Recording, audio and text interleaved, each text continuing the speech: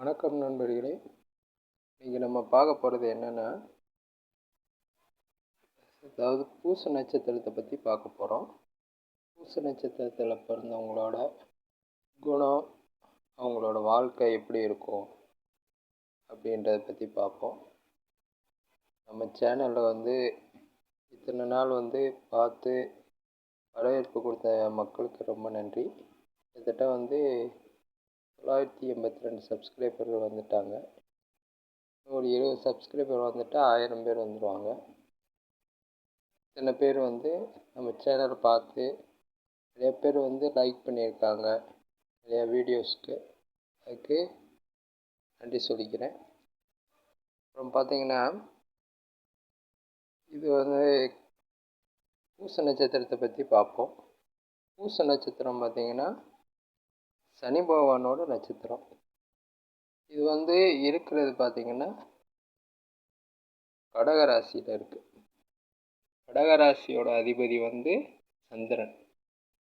சந்திரனோட ராசியில் சனியோட நட்சத்திரம். ஏன் இப்படி சொல்கிறேன்னா, சனி பகவானுக்கும் சந்திர பகவானுக்கும் ஆகாது. ஆனால் 2 பேரும் பார்த்திங்கன்னா ஒரே வீட்டில் இருக்காங்க. சரி, அதனால் எந்த பிரச்சனையும் இல்லை. பார்த்திங்கன்னா, பூச நட்சத்திரத்தை பற்றி பார்ப்போம். இது ஒரு தேவகண நட்சத்திரம். அதாவது அதை அறுபடாமல், அதாவது வெட்டுப்படாமல் ஒற்றை நட்சத்திரமாக கடகராசி முழுவதுமாக பரவி இருக்கும். இதோட சிம்பிள் பார்த்திங்கன்னா, அதாவது மிருகம் பார்த்திங்கன்னா ஆண் ஆடு. அதே மாதிரி சிம்பிள் பார்த்திங்கன்னா பசுவோட பால்மடி மாதிரி இருக்கும். இதோட விருட்சம் பார்த்திங்கன்னா அரச மரம். இது ஒரு புனிதமான நட்சத்திரம். ஏன் இது ஒரு புனிதமான நட்சத்திரம்னு பார்த்திங்கன்னா, இந்த சித்தர்கள்லாம் இருப்பாங்கள்ல, சித்தர்கள்லாம் இயற்கையான மரணத்தை அவங்களே கண்டுபிடிச்சிருவாங்க. அதனால் அவங்களே ஒரு சமாதி அவங்களுக்கு அவங்களே கட்டி ஜீவ சமாதி அடைவாங்க. அப்படிப்பட்ட சித்தர்கள் அந்த ஜீவ சமாதி அடையிறதுக்கு தேர்ந்தெடுக்கிற நட்சத்திரம் பூச நட்சத்திரம். இதுலேருந்து இது எவ்வளோ புனிதமான நட்சத்திரம்னு தெரிஞ்சுக்கோங்க. அதே மாதிரி பார்த்திங்கன்னா, இந்த நட்சத்திரத்தில் பிறந்தவங்க அதிர்ஷ்டக்காரங்க தான்.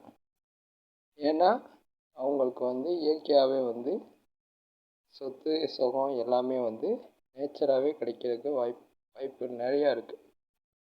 அப்புறம் இவங்களோட குணங்களை பற்றி பார்ப்போம். இவங்க கொஞ்சம்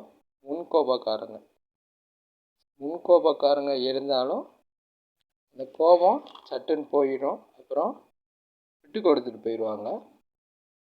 அதே மாதிரி பிடிவாதமும் ஜாஸ்தி இருக்கும். ஆனால் நல்ல விஷயத்துக்கு தான் பிடிவாதம் பண்ணுவாங்க. அதே மாதிரி இவங்களுக்கு உயர்கல்வி ஆட்டோமேட்டிக்காக கிடைக்கும். நல்லாவும் படிப்பாங்க. அப்புறம் இவங்களுக்கு படித்து இவங்க ஒரு வேலைக்கு போகணுன்னா என்னென்னா, சோசியல் சர்வீஸ் பண்ணுற மாதிரி வேலைன்னா நல்லாயிருக்கும். அதாவது சோசியல் சர்வீஸ்னால் எப்படி சொல்கிறதுனா, மக்களுக்கு நல்லது செய்கிற மாதிரி, இந்த மாதிரி தொழில்களில் இவங்க சிறந்து விளங்குவாங்க. இப்படி பேராசிரியர்கள், வக்கீல் துறையிலையும் இவங்களுக்கு நல்ல எதிர்காலம் இருக்குது. அதே மாதிரி பார்த்திங்கன்னா, சொந்த தொழில்னு பார்த்திங்கன்னா இந்த நீர் பால் சம்மந்தப்பட்ட துறைகளில் இறங்குனாங்கன்னா நல்ல வருமானம் கிடைக்கும். அதே மாதிரி பார்த்திங்கன்னா, உங்களுக்கு திருமணத்துக்கு பிறகு வாழ்க்கையில் முன்னேற்றம் அதிகமாக இருக்கிறதுக்கு வாய்ப்பு இருக்குது. இவங்க பார்த்திங்கன்னா அன்பு காட்டுறதுல ரொம்ப இதாக இருப்பாங்க. ஏன்னா இவங்க சனியோட நட்சத்திரத்தில் பிறந்திருந்தாலும் இவங்க 4வது வீடான கடக வீடுல இருக்காங்க. அதாவது சந்திரனோட வீடு.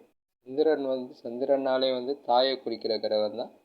அதனால் இவங்களுக்கு தாய் பாசம் அப்படி எல்லார்ட்டையும் இது பண்ணுற மாதிரி இருக்கும்.